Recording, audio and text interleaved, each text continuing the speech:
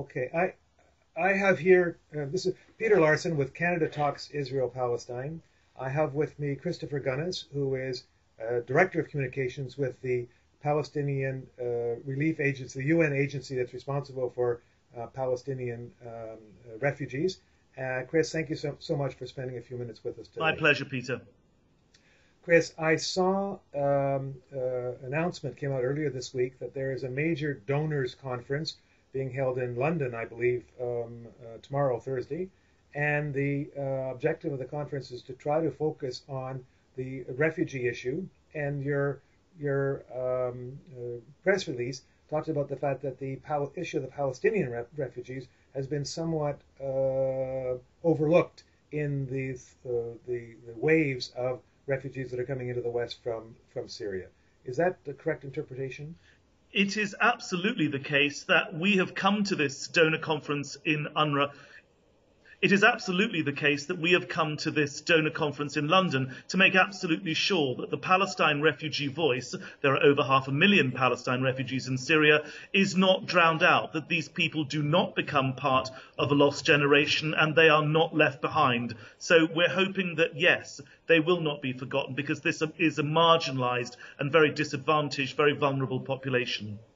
So, Chris, this conference is a broader conference about aid to refugees in general, and your intent is to try to make sure that the 500,000 or so Palestinian refugees caught up in this crisis are not overlooked. Is that correct? That is absolutely the case. Before the crisis, there were 560,000 Palestine refugees there. People might wonder what the Palestinians in Syria do, what the Palestinians are doing in Syria. They are the descendants of those who fled in 1948 from the 1948 war.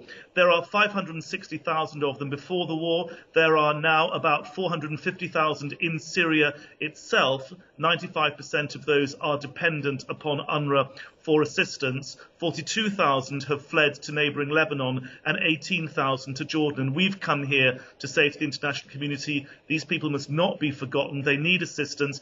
Our appeal is for $414 million. Now, do you have any special appeal to the Canadian government, which at one time was a contributor and in recent years has dropped its contribution? The key message here is that we are stressing the positive. We've had a very, very good and productive and creative, positive relationship with the Canadian government historically for many years. They were at one time our 7th largest donor, and we're very proud of that relationship. In the last 3 years, unfortunately, that has slipped, but we are hoping that we're going to be able to restore that relationship with the Canadian government. As I say, 3 years ago, the funding went to zero. We effectively lost $30 million worth of aid from Canada. And that contributed, I have to say, to an unprecedented financial crisis that UNRWA faced last summer. As a result of this financial crisis, we nearly had to suspend the opening of our schools. Now, the significance of that is immense. We educate every day 500,000 children, and we nearly had to suspend the beginning of the school year. So at a time when Daesh and other groups are in full recruitment mode, we nearly had a situation where 500,000 kids were on the streets of the Middle East. Now, that's clearly not good for peace. It's not good for anyone who's concerned with the rise of extremism, and it's certainly not in the security interests of the State of Israel. Well, Christopher Gunness, thank you very much. I wish you and the Palestinian refugees luck in the conference tomorrow, and I think it would be terrific if the Canadian government would consider reinstating its contribution to UNRWA. Thank you very much. Agreed entirely, Peter, and good luck and best wishes to all in Canada. Thank you very much indeed. Have a good day. Bye, Peter. Bye-bye. Thanks a lot. Send me a link to your piece and I'll tweet it and stuff. Okay. Bye-bye. Thanks a million. Bye. Bye.